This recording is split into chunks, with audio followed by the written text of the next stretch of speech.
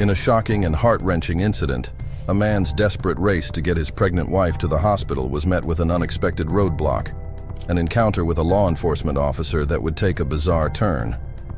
This incident unfolds as a stark reminder of the delicate balance between enforcing the law and responding to urgent human needs.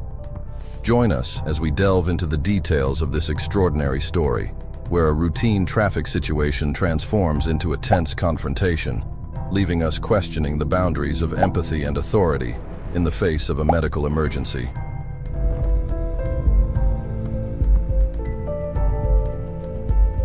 On July 28, 2022, in a tense moment fraught with urgency and concern, Kevin Ensiso and his pregnant wife, Sabrina Ando, found themselves navigating a distressing situation on their way to Jackson Memorial Hospital's West Campus in Doral, Florida. Sabrina, still reeling from a car accident the day prior, was in considerable pain, prompting their doctor's urgent recommendation to seek medical attention to assess the risk of a miscarriage. As they approached the ER, their path intersected with that of a police cruiser driven by Officer Daniels of the Miami-Dade Police Department, stationed at a stop sign. To their dismay, another officer made a left turn, obstructing both lanes of traffic while engrossed in conversation, further complicating their already fraught journey. Feeling the weight of the situation and the precious cargo in their vehicle, Kevin Ensiso, after approximately 20 seconds of waiting, sounded his horn, hoping to garner the attention necessary to navigate the impasse and reach the hospital swiftly. In response, an officer from the opposite lane approached their vehicle, prompting Mr. Ensiso to explain their urgent circumstances. However, their relief was short-lived as Officer Daniels emerged from his cruiser and demanded to see Mr. Ensiso's driver's license, escalating the tension of an already fraught situation. In a moment of quick thinking, and perhaps driven by a sense of urgency, Mr. Ensiso began filming the encounter, capturing the unfolding events as they navigated the challenging intersection of personal urgency and law enforcement authority. Sure, so what are you pulling me over for? What are you pulling me over for? Can I have your sergeant? Sir, give me your license. Can I have your sergeant? Give me your license. I've asked for your supervisor already.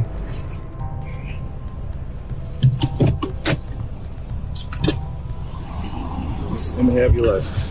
I'm asking for your supervisor. Call your supervisor. Can I have Call your your license? supervisor. Let me have your Call your supervisor. What am I being pulled over for? Let me have your license. To ask my license, I have to commit a fucking crime or a traffic infraction. I honked at you because you're blocking the way with your car, talking to the other. Let me have your No, license. I'll put it back in my pocket. Your ego is really this big? I honked at you very nicely one time for you to move out the way. He wants to continue. I have an emergency. That's why I'm at the emergency room for my wife. In response to Officer Daniels' inquiry, Mr. Ensiso calmly elucidates that he utilized his vehicle's horn as a means to signal a request for the officers to clear the obstruction and allow them passage to the hospital. The act of sounding the horn, traditionally regulated by Section 316-271 of the Florida statute, underwent a significant amendment in 2012. Prior to this revision, the statute stipulated that drivers should only use their horns when reasonably necessary for safe operation, explicitly prohibiting other uses. However, the legislative overhaul in 2012 ushered in a notable shift, granting drivers broader latitude in horn usage for safe operation without the previous restrictions. Despite this revision at the state level, Miami-Dade Code of Ordinances, Section 2128 introduces additional constraints, prohibiting the emission of unreasonably loud, excessive, unnecessary, or unusual noise from vehicles, save for instances necessitating danger warnings. This ordinance effectively limits horn usage to situations posing imminent danger, constraining its application in other contexts. It's worth noting a pertinent legal precedent established in the case of Lee v. Ferraro, 2002, adjudicated by the 11th Circuit Court of Appeals. In this landmark ruling, the court upheld the validity of an officer's probable cause to arrest a driver for honking her horn under the Miami-Dade Code of Ordinances, Section 2128, despite the absence of an imminent danger scenario. This legal interpretation underscores the nuanced intersection between statutory regulations and judicial interpretations governing horn usage in Miami-Dade County, adding complexity to Mr. Ensiso's encounter with Officer Daniels. It's important to note that some courts have found noise prohibitions on horn usage to potentially violate the First Amendment. However, in Johnson v. State, 2006, the Sixth Circuit Court of Appeals of Florida determined that horn honking was not inherently expressive, and therefore not protected under the First Amendment.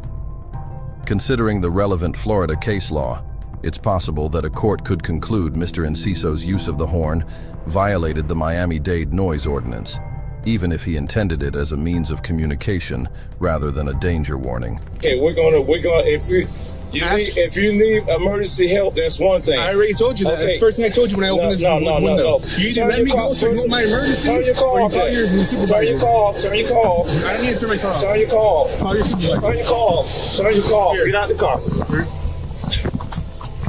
Get out the car. Get out the car. Stand over there.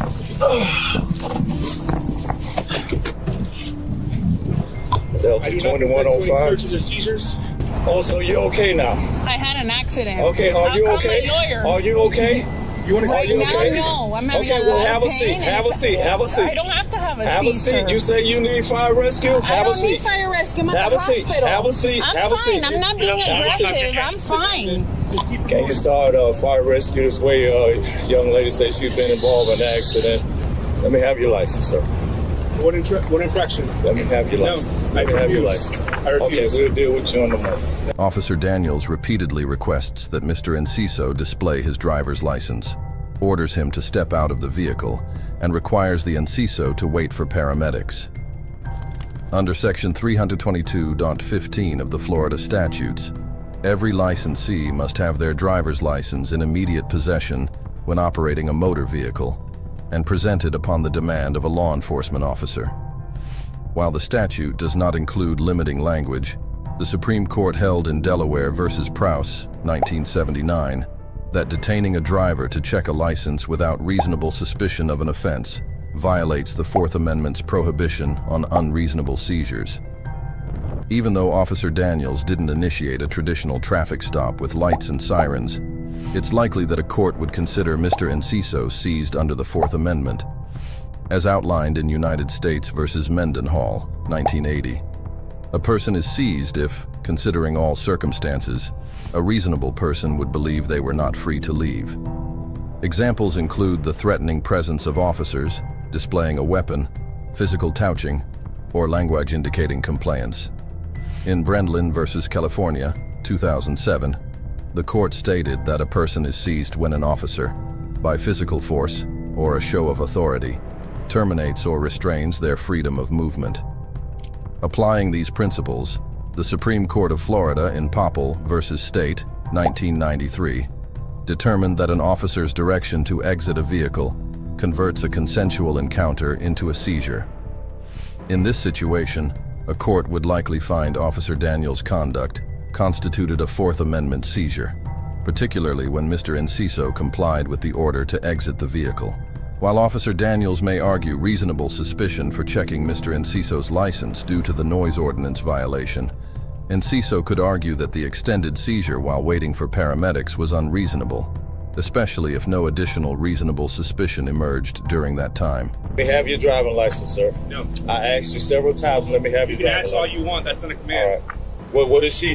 Was in a car accident. What's the, She okay. just want to be seen by her doctor Okay. at emergency room to make sure the baby is okay. Because I think I'm getting ready to miscarry. When was she involved in an accident? When? Late afternoon, yesterday. Yesterday? You was involved in an accident yesterday? Absolutely. I'm coming to ER today because Okay. my doctor stated that's what I needed to do to make sure I don't lose this child as well. Okay. You didn't go to the I hospital chose yesterday? not to go yesterday. Okay, On after the you said you had... advice of my attorney, I didn't have to go yesterday, but I came today. Yesterday after you said you was involved in a very bad accident. I Yesterday. never said I was in a bad accident. I said I was in a car accident. Yes, we can have. Okay, let me see the police report. Can't wait. Okay. All right. We're going to have fire rescue come and treat you right now. Sir, Don't threaten me. Don't threaten me. Okay, do not threaten me. Do not threaten me. Nobody's blocking. You move out the way when I have an emergency. That's it. That's why we're calling fire rescue, sir. Yeah, even though right there is emergency room, right? You still won't show me your driving license, sir? If you tell me a law broke, all right, we'll get you a supervisor. We will get you a supervisor, sir. I need one as soon as possible. Obviously, I'm in This is emergency mode right here. This we're gonna deal with there. She's alerted. She's breathing. We care about everybody. We care about everybody. You're a doctor? You want to? Except for the people you killed? Why are you saying that? For what? You trying to antagonize me? There's no need to antagonize me. There's no need. You want me to help you? We're gonna help you. You're stopping her. We got fire rescue coming up. I'm checking. I'm looking at her. You just having an upset, bad day today that you want to take it out on us? Don't do that. This is when a good cop stops the other bad cop. You should just stop talking, sir. I can talk as much as I want, freedom of speech, but I guess you tyrants won't understand that, right? Hey, how you doing, LT? Great. All right, this young lady here, she says that they were involved in an accident yesterday. So you can check her vitals for me. This is her name. This is her ID right here. She's right there.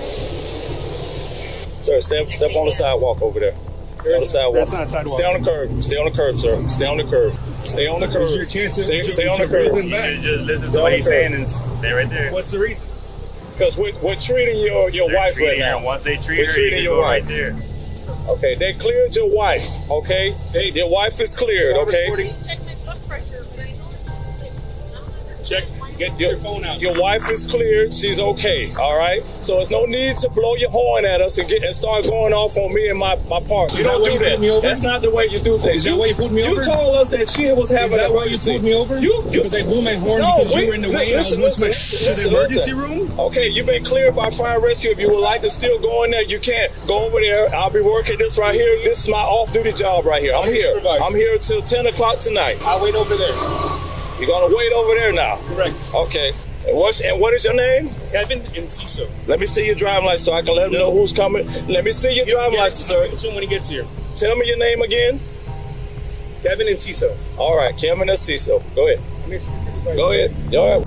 In essence, Officer Daniels alleges that Mr. Ensiso directed profanity towards him during their encounter, a claim refuted by available footage. However, even if Mr. Ensiso had employed profane language, it's improbable that such conduct would justify criminal charges or prompt an investigatory detention. Florida's disorderly conduct statute mandates that acts must corrupt public morals, a criterion typically restricted to fighting words, as delineated by case law, a classification unlikely to encompass Mr. Ensiso's speech. Moreover, Section 21 to 28 of the Miami-Dade Code expressly prohibits the use of profane language in public spaces. Nonetheless, the landmark Supreme Court ruling in Cohen v. California, 1971, safeguards profanity under the First Amendment's protection of free speech. Officer Daniels' alleged offense does not appear to meet the threshold of fighting words, and applying disorderly conduct laws to Mr. Ensiso's speech may well infringe upon his constitutional rights. While Officer Daniels' initial decision to detain Mr. Ensiso might find justification under the noise ordinance, it remains uncertain whether he was cognizant of this specific statute. Officer Daniels' actions appear motivated more by personal offense than a thorough understanding of the law or respect for constitutional boundaries. Additionally, his apparent disregard for the couple's concerns regarding a potential miscarriage is subject to criticism. Conversely, Mr. Ensiso's commendable advocacy for his wife's well-being and his steadfast defense of constitutional rights by filing a complaint against Officer Daniels deserve recognition. In summary, Officer Daniels' conduct merits a failing grade for its lack of common sense and compassion, while Mr. Ensiso earns high praise, meriting an A for his principled stance against unreasonable behavior and his commitment to safeguarding his family's rights. As we conclude our analysis of the encounter between Mr. Ensiso and Officer Daniels, it becomes evident that this incident encapsulates broader issues surrounding law enforcement conduct, citizen rights, and the intersection of legality and personal discretion.